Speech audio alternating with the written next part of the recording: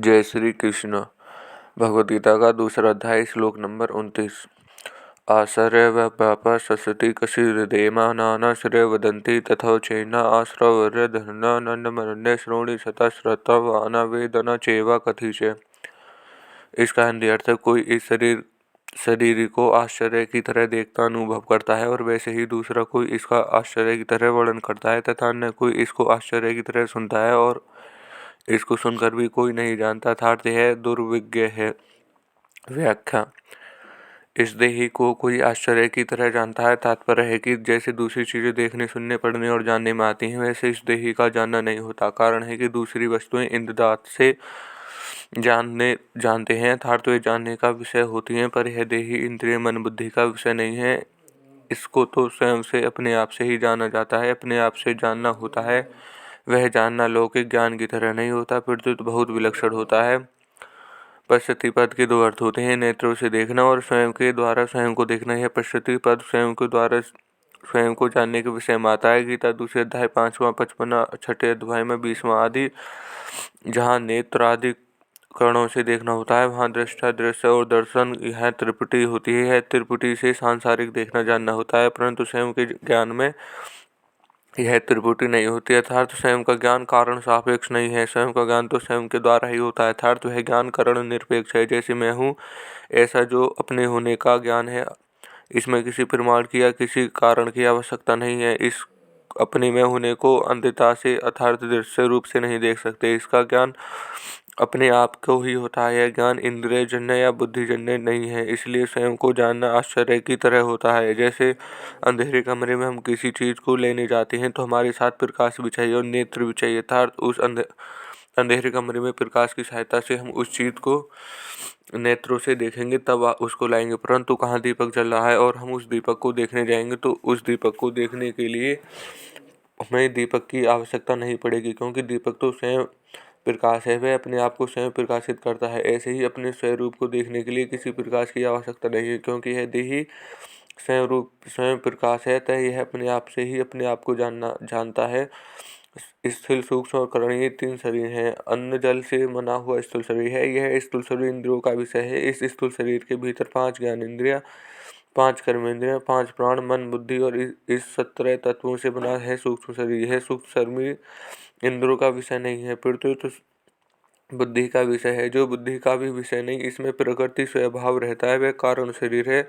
इन तीनों शरीरों पर विचार किया जाए तो यह स्थूल शरीर मेरा स्वरूप नहीं है, क्योंकि यह प्रतिक्षण बदलता है और जानने में आता है। सूक्ष्म शरीर भी बदलता है और जानने में आता है, तय यह भी मेरा स्वरूप नहीं है। कारण शरीर की प्रकृति स्वरूप है, पर देही प्रकृति से भी अतीत है, अतः कारण शरीर भी मेरा स्वरूप नहीं है। यह देही जब प्रकृति को छोड़कर अपने स्वरूप में स्थित हो जाता है तो यह अपने आप को जान लेता है। यह जानना सांसारिक वस्तुओं की जानने की अपेक्षा सर्वथा विलक्षण होता है, इसलिए इसको आश्चर्यव्रत पश्यति कहा गया है। यहाँ भगवान ने कहा है कि अपने आप का अनुभव करने वाला कोई भी एक होता है, कश्चित। और आगे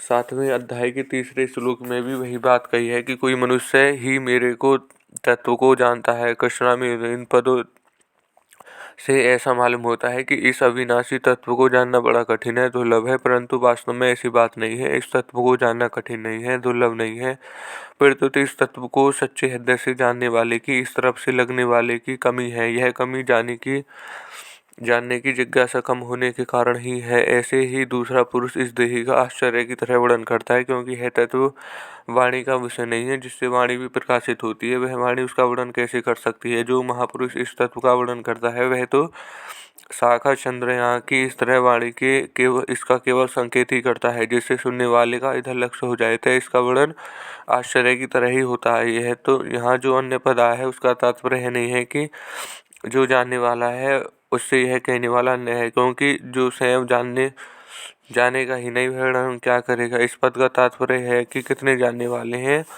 उनमें वर्णन करने वाला कोई एक ही होता है। कारण है कि सबके सब अनुभवी तत्व महापुरुष उस तत्व का विवेचन करके सुनाने वाले उस तत्व को नहीं पहुंचा सकते। उसकी शंकाओं का, तर्कों का पूरी तरह समाधान करने की क्षमता नहीं रखते। अतः वर्णन करने वाले की विलक्षण क्षमतान का घोतन करने के लिए ही अन्य पद दिया गया है। दूसरा, कोई इस देही को आश्चर्य की तरह सुनता है। तात्पर्य है कि सुनने वाला शास्त्रों की, लोकांतरों की जितनी बातें सुनने आता है उन सब बातों में इस देही की बात विलक्षण मालूम देती है। कारण है कि दूसरा जो कुछ सुना है वह सब का सब इंद्रिय, मन, बुद्धि आदि का विषय है, परंतु यह देही इंद्रियों आदि का विषय नहीं है। विद्युत यह इंद्रियों आदि के विषय को प्रकाशित करता है। अतः इस देही की विलक्षण की बात यहाँ आश्चर्य की तरह सुनता है। अतः यहाँ अन्य पद देने का तात्पर्य है कि जानने वाला और कहने वाला इन दोनों से सुनने वाला अलग है। इसको सुन के कोई भी नहीं जानता। इसका तात्पर्य नहीं है उसने सुन ना लिया तो वह जानेगा ही नहीं। इसका तात्पर्य है कि केवल सुन करके उसको कोई भी ना जान सकता। सुनाने के बाद जब वह स्वयं उसमें स्थित होगा तो तब वह अपने आप से ही अपने आप को जानेगा। यहाँ कोई भी की शास्त्रों को गुरुजनों से सुनकर ज्ञान तो होता ही है, पर यहाँ सुन करके भी कोई नहीं जानता है। ऐसा कैसे कहा गया है? इस विषय पर थोड़ी गंभीरता से विचार करके देखें कि शास्त्रों पर श्रद्धा स्वयं शास्त्र नहीं कराते और गुरुजनों पर श्रद्धा स्वयं गुरुजन नहीं कराते, किंतु साधक स्वयं ही शास्त्र और गुरु पर श्रद्धा विश्वास करता है, स्वयं ही उसके सम्मुख होता है। अगर स्वयं के सम्मुख हुए बिना भी ज्ञान हो जाता है तो आज तक भगवान के बहुत अवतार हुए हैं, बड़े बड़े जीवन मुक्त महापुरुष हुए हैं, उनके सामने कोई अज्ञानी रहना ही नहीं चाहिए था, अर्थात सबको तत्वज्ञान हो जाना चाहिए था, पर ऐसा देखने में नहीं आता। श्रद्धा विश्वास पूर्वक सुनने से स्वयं रूप में स्थित होने सहायता तो जरूर मिलती है, पर स्वयं रूप स्थित स्वयं ही होता है। अतः उपयुक्त पदों का तात्पर्य तत्व ज्ञान को असंभव बताने में नहीं है, प्रत्युत उसे कारण निरपेक्ष बताने में है। मनुष्य किसी भी रीति से तत्व को जानने का प्रयत्न क्यों ना करे, पर अंत में अपने आप को जानना, श्रवण मनन आदि साधन तत्व के ज्ञानी परंपरागत साधन माने जा सकते हैं, पर वास्तविक बोध कारण निरपेक्ष अपने आप से ही होता है। अपने आप को जानना क्या होता है? एक होता है करना, एक होता है देखना और एक होता है जानना। करने में कर्म इंद्रियों, देखने में ज्ञान इंद्रियों और जानने में स्वयं की मुख्यता होती है।